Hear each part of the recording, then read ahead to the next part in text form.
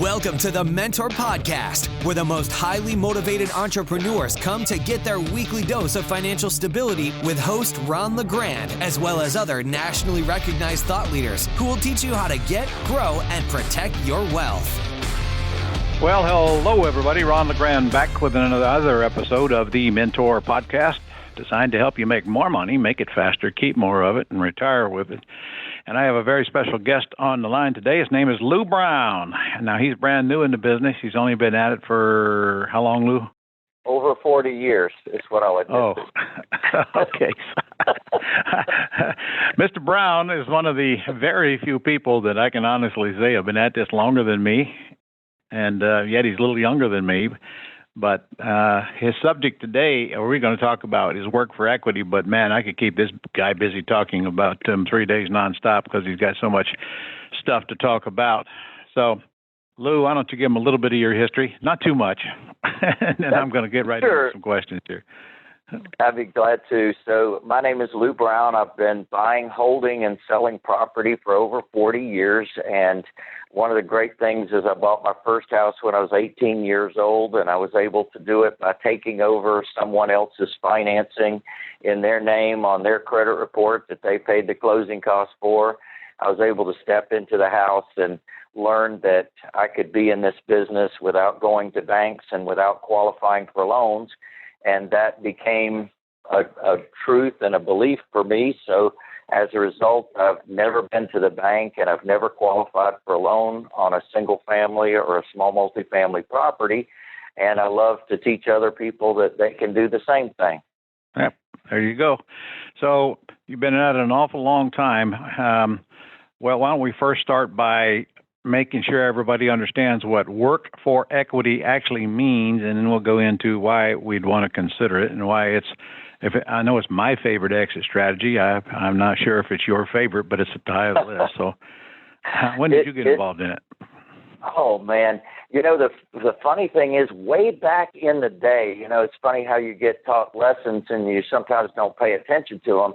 But I had a duplex, the first duplex I ever bought, and this is, oh my gosh, when was that? Like 1980 or something like that. And when I bought that duplex, one of the sides of the duplex was vacant. And so I put it out. Of course, put out the sign, what have you. Well, I hadn't replaced the carpet. I hadn't painted the place. I just wanted to see who would come along. I was working a full-time job. I only had the weekends available. I hadn't gotten around to hiring anybody or getting the painting done. So I just put it out there. Sure enough, a couple comes along and they say, yeah, we'll take it. And I said, oh, gosh, we haven't painted yet. And they said, well, that's okay. Bring us the paint and we'll paint it. So sure enough, I brought them a 5-gallon bucket of paint and a roller pan and some rollers and paint brushes and what have you. And I gave it to them. And they lived there 6.5 years.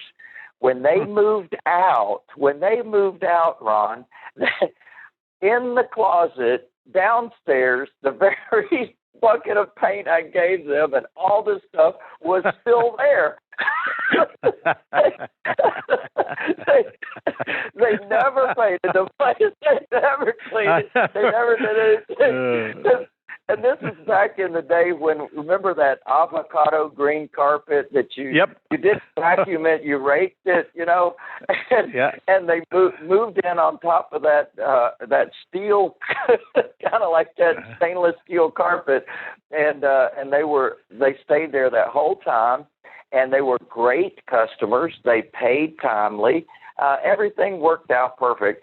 And the funny thing was, I should have really taken that to heart and said, you know what? It only makes sense to do this. Why would you paint? Why would you clean? Why would you do all these things when you could give someone credit for at the move-in for them doing some or all of the repairs? So we have adopted this now as the way that we do business. And so when we put a property out now, and of course, we've done well over 1,000 real estate deals. And what happens is that we first market it with this in mind. So we actually gear our marketing towards the mindset of somebody that would love to get a credit towards their down payment or their move-in fee for doing some or all of the repairs. And that's worked out fantastic for us. So that's the term, they do the work and you give them a little discount on price.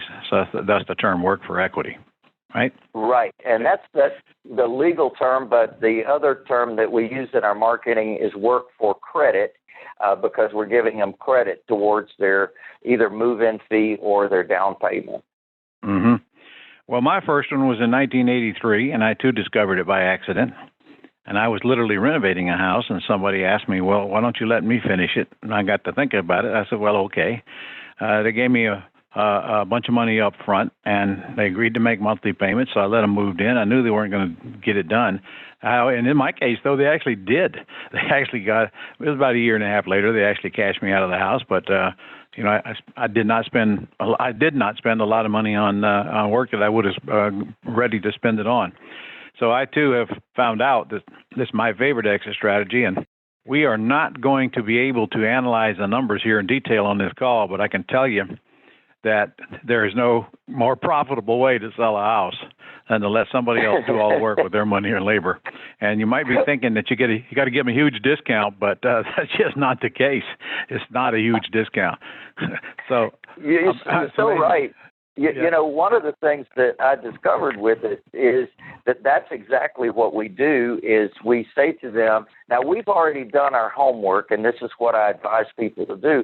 Go in and do your homework, make the list of things that you would do to the property, and then do your analysis of what that would cost, and then keep that to yourself.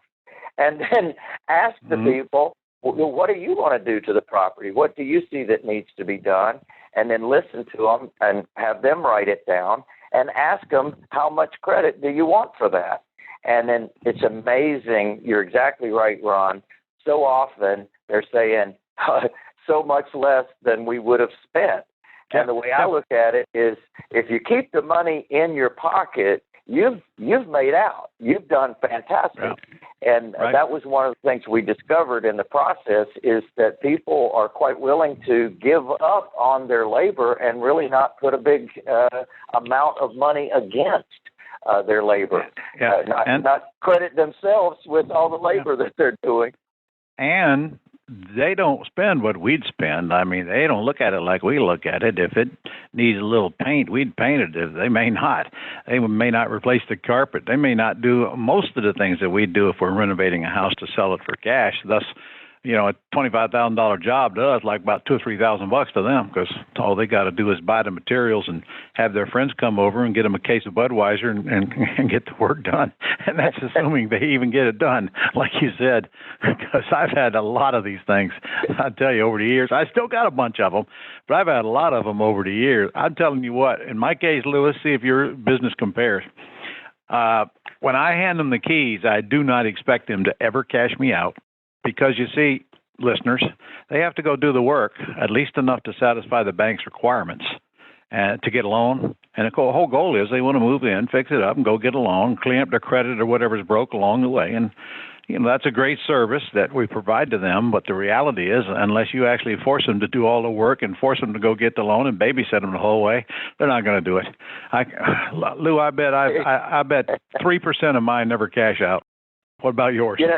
You know, I want them to win. I want them to buy the house. Sure. And the thing is, they are left to their own designs. If they are left to their own designs, you're absolutely right. If nobody takes them by the hand, if nobody supports them through the process, they're going to do what they do, which is usually not much. They'd rather watch the football game than they would to paint that house. And they kind of get at the end of their week and at the end of their wick, so to speak, they really don't have a lot of leftover energy to go painting the house because they're just getting ready to go back to work again on Monday. So our folks, you're just like yours, and they do what they do. And, you know, one of the cool things is if you really think about it, who are we to choose their colors? If you really think about it, most of the people that get a property, they want to customize it to their own look, their own feel. And what they do is they go into our properties that we've already spent money painting the walls. They turn around and paint them a different color. And I didn't say they do such a hot job either. Okay. I have the same experience. In fact, I'm just thinking, I have two houses right now. One of them I had for 7 years, one of them I had for 8 years, and one of them I'm on my sixth tenant, and the other one I'm on my fifth tenant. So, of course, guys, when they move out, they have to leave that non-refundable option deposit behind. And then so you go out and you rent it again, collect another one. So, Lou, what price range houses are you working in, and what size of those option deposits are you getting? You know, the cheapest house we have in our inventory is $80,000 as the price point, and the most expensive is over $600,000. So we're in all price ranges with this concept. And it's interesting that it doesn't really have a barometer in terms of price point. I've found people, you know, with suits and ties being excited about the Work for Equity program. Because, again, if they have the opportunity to choose their own colors and their own even carpet and other things like their faucet and countertop and things like that, they're more excited about that. Just like somebody that's buying a house and having a builder do it. They want to go in and pick out all their finishes and all their things. So it's kind of like the same thing, except it's not a brand new house. Now, in my case, all of my Work for Equity tenant buyers cannot qualify at the bank right now. So one of the things that compels them to do it is because I can give them plenty of time to clean up their credit or whatever is wrong that's keeping them from doing it while they're fixing up the house. So I don't want anybody to think there's a whole subculture of people out there with excellent credit. They're going to go come in and do this because most of them would rather just go buy one in excellent shape. So we got a big part of the market. Last time I looked, 60-70% of the market can't qualify. Absolutely. You know, one example that really is quite telling is sometimes you gear yourself towards the thing that needs to be fixed the most in the house. I had this one property. Of course, we marketed. A truck driver showed up, said he wanted to sell this particular property. His parents owned it. They died. He inherited it. He put some tenants in it. They stopped paying. He ended up with the property and a tenant, of course, that stopped paying like 3 months ago. So he contacts me, and I say, by the time I get through with my cost to sell worksheet and have him realize that he was going to have to pay me to buy that house, what we ended up doing is I bought that house subject to the existing loan, and then he paid me 3 payments, and he paid the closing costs at the table, and I took over a squatty little house. Now, I'm talking about this was not a pretty house. It was 2-bedroom, 1 bath. It had hardwood walls, hardwood floors, hardwood ceilings. You know, it looked like one of those little mountain cabins. It had a space heater that heated the whole house. It had orange water. When you turned the water on, the orange water came out, which means it was galvanized plumbing. Of course, it was rotting from the inside, and it was just not a pretty situation. So I said to myself, listen, we need somebody to take this on that, first of all, can do plumbing. So the first person that got that house, I geared it towards a plumber, and sure enough, he came in and put in a new water heater, he put in all new plumbing, he put in a new bathroom, and then he moved out. And then I got the next person. I said, well, what we really need is we need the electrical done because it had these screw-in fuses. So I geared my marketing towards an electrician. Sure enough, he comes in, puts all new electrical. Then he moves out.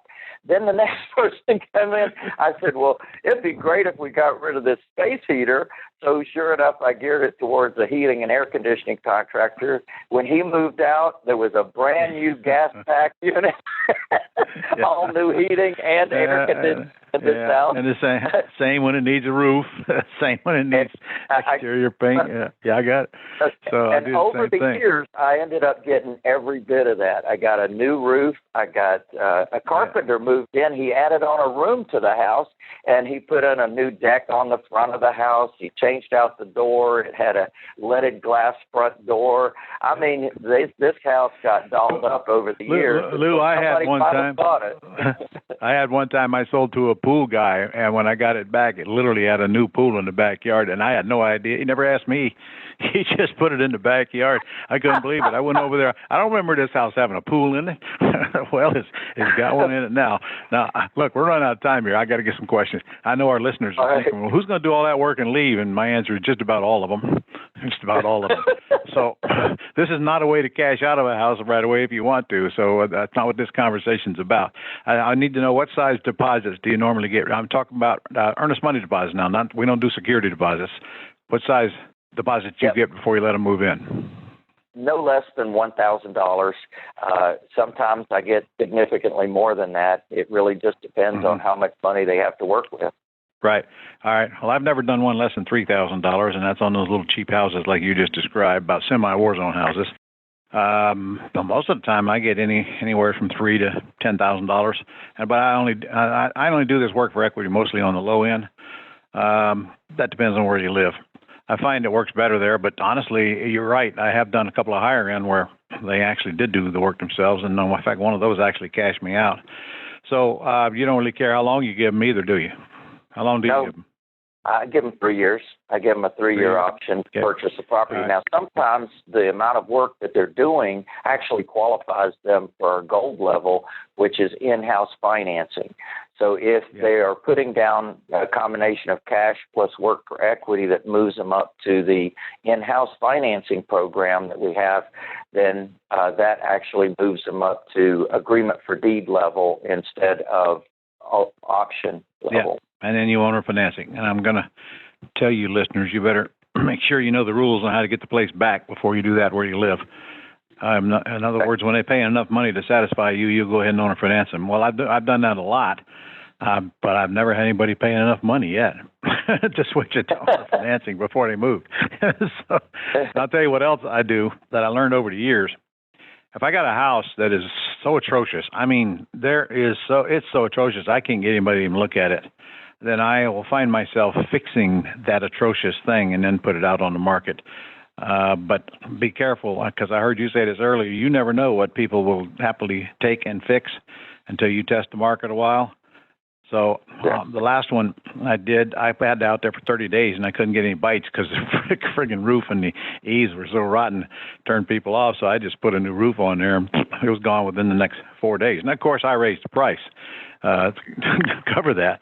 But, Lou, here's what I learned to do. Even on the front end, when I'm looking for these work for equity tenant buyers, I just tell them, look, when you go to the house, if there's anything on there that you don't feel you can do, like central heat and air conditioning systems, a lot of them just can't raise the money to do that. And, you got to have the money to put one of those in. It's not just labor. So I say, listen, you tell me what you can't do, and I'll get it done for you, and then I'll add 125% of that price to the purchase price of your house. The truth is, I was going to probably have to do it anyway. For another thing, I don't want anybody I'm not putting anybody in any of my houses where it's got dangerous electrical in it. I just don't even want them in there, so I'd have that fixed before I put them in. But most anything else, you'd be surprised. I had one time, I swear, I opened the door and the smell just blasted me backwards. It was so rank, I couldn't go in that thing. And I just knew I'd have to get that smell out of there. And I'd be darned if some couple down the street that had a U-Haul trailer place there, whatever, and came down and says, we'll take it as is. I said, well, okay. You talked me into it. Yeah, you talked me into it. And the truth is, they would only take it if I sold it to them with owner financing, but they said they'd give me $30,000 down and $30,000 in a year. And I said, well, all right, considering I was just about ready to pay $30,000 for the house. I said, the committee has spoken. I think that will work. So when you put these on the market, Yeah, you clearly disclose that they are work for equity, so that's what attracts the people that are looking at them. Absolutely. And when they're on the phone, we tell them up front that it needs work, and just as you said, you could do some, all, or none of the work. We also offer that option that we will do 100% of the work if they have enough imagination to see through the mess, which very few people do, by the way. People that are geared towards having a beautiful, clean house, it's hard for them to look at a nasty house and picture it clean. So if they're that kind of people, we don't even show it to them. We interview them in advance before we even show them the property. Right. And how much of a discount would you actually average give on a house for work for equity? I don't know. Let's just pick one. It's totally related, really. Well, it's really totally related to what needs to be done to the property. Correct. Because if the yard needs to be mowed, that's a different credit to, if the ceiling's falling in and all over the house. All right, well, let's say you'd have to spend $30,000 on it. And you're saying what kind of? If I was going to spend $30,000, if you were going to spend $30,000 because you were renovated and it's got to be pretty, you get a cash buyer. Mm-hmm. So something less than $30,000. And what I mean by that is, I know what I'm going to spend, and then I ask them how much credit are you looking for, and I let them tell me. Well, if they said 25, and I already know I'm going to spend 30, I take that deal. But generally speaking, it's a lot less than that. Generally, if I was going to spend 30, they're only going to ask for 12 or 15. They just don't ask for what really it's worth. That's about right. And I want to make another point before we lose it. It really don't make any difference what they ask because they're not going to buy it anyway. No matter what price you put on it. It takes about 15 years to figure that one out, Lou. Well, the thing is, we have a program called the Path to Home Ownership, and we really do. We put them into credit restoration. We put them on the path. We really do work with them. We give them videos to explain to them how to get mortgageable, and so they can win if they follow the program. Of course, they all can. And I do anything I can to help them, but frankly, they just don't want to do it. They live in a house a while and get tired of it and do some work on it and move on. So, I didn't set them up for failure, and I never would, but I'm not, I never, I'll hand them keys. I said and forget it. I don't really care if they buy or not, but so either way it goes, I'm happy. I mean, hell, if they buy, you can always take that money and figure out something to do with it, can't you, Lou?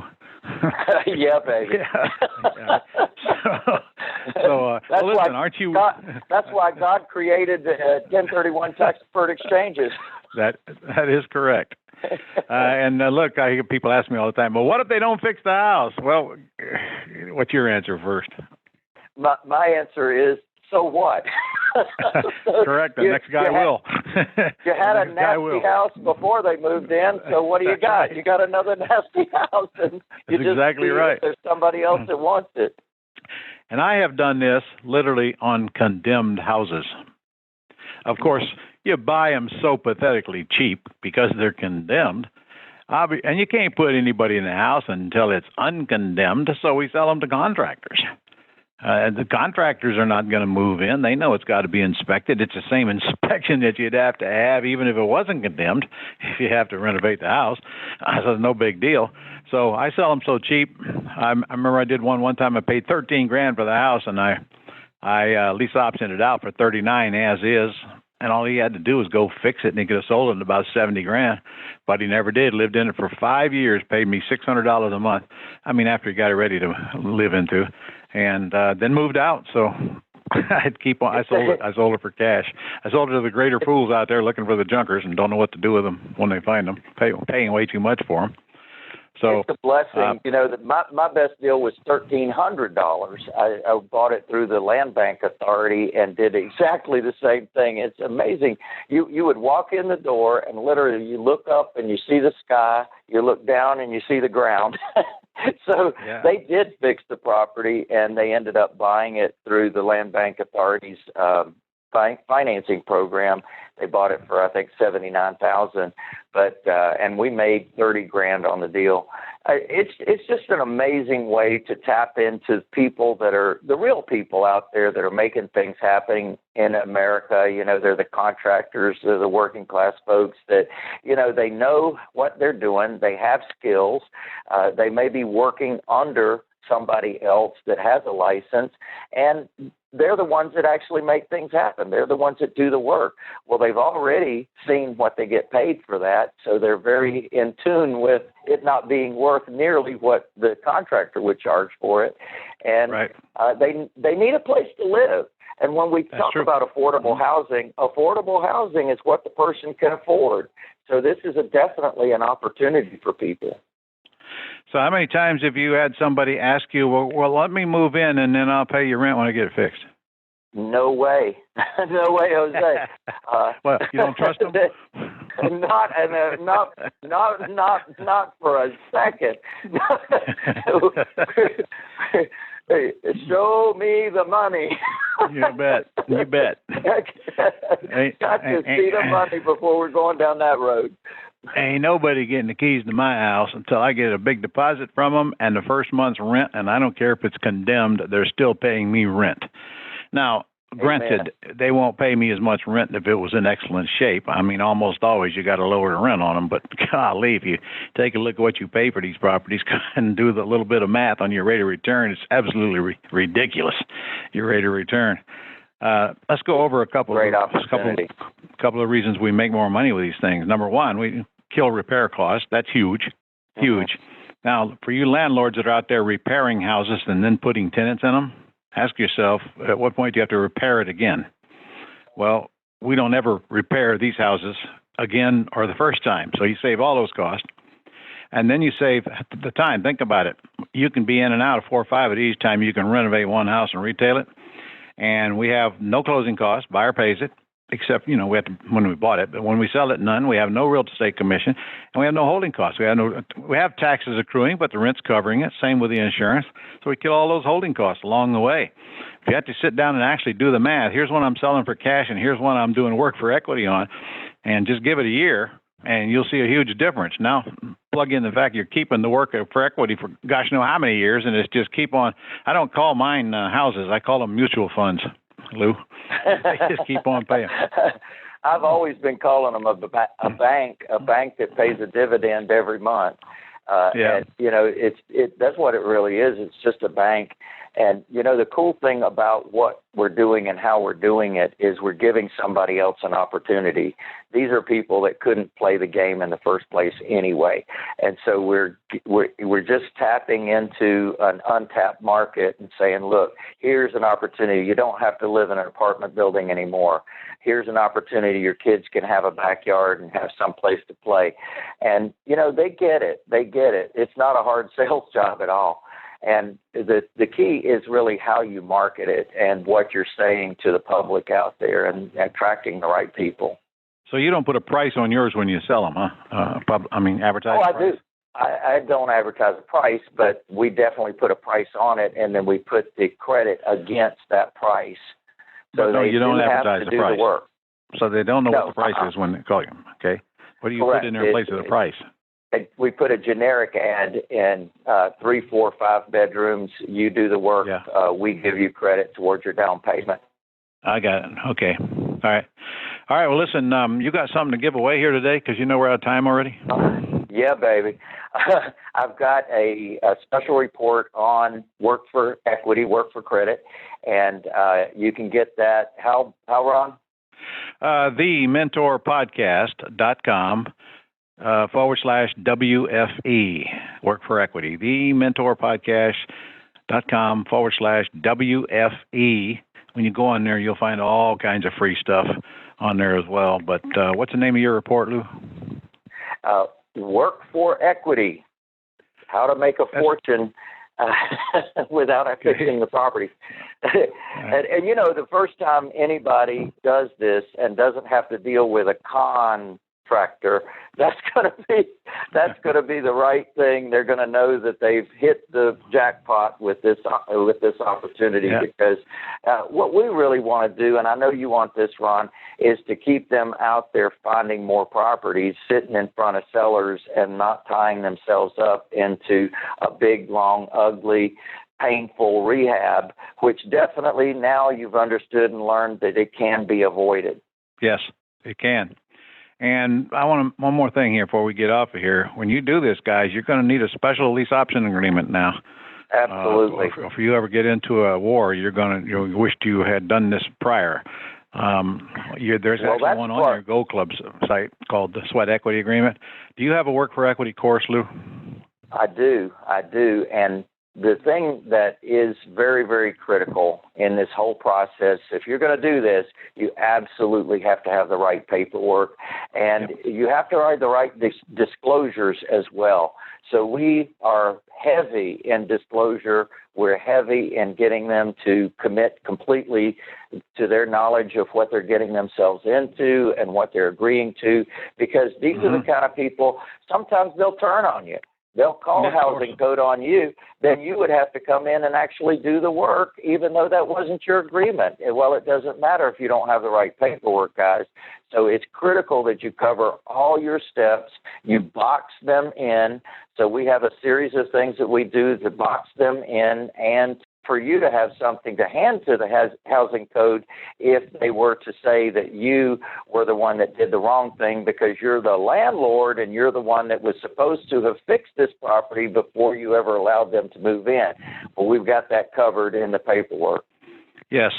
Well, when you go to thementorpodcast.com/WFE, get his report, and he'll get you the information on his course. I have one here, too, called Work for Equity. One of us stole the other one's title. I'm not sure which. He probably stole mine. But not a chance. Not a chance. Yeah. Not if I did my first one when I got started in the business.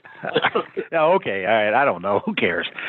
All right. Well, anyway, thanks for listening, everybody. Thank you, sir, for taking up your time today. I appreciate your input here. It's always welcome. And you and I we need to probably pick 4 or 5 more other subjects we think our listeners want to hear and get those scheduled. So this is Ron LeGrand. Baby. Yeah, good. I appreciate it, Ron. My name is Lou Brown. Look forward to seeing you soon. Thank you. Thank all of you for listening. Bye-bye. That's all for this edition of the Mentor Podcast. To connect with Ron and learn how you can attain financial freedom, as well as up-to-date strategies to grow and protect your wealth based on today's discussion, go to www.connectwiththementor.com.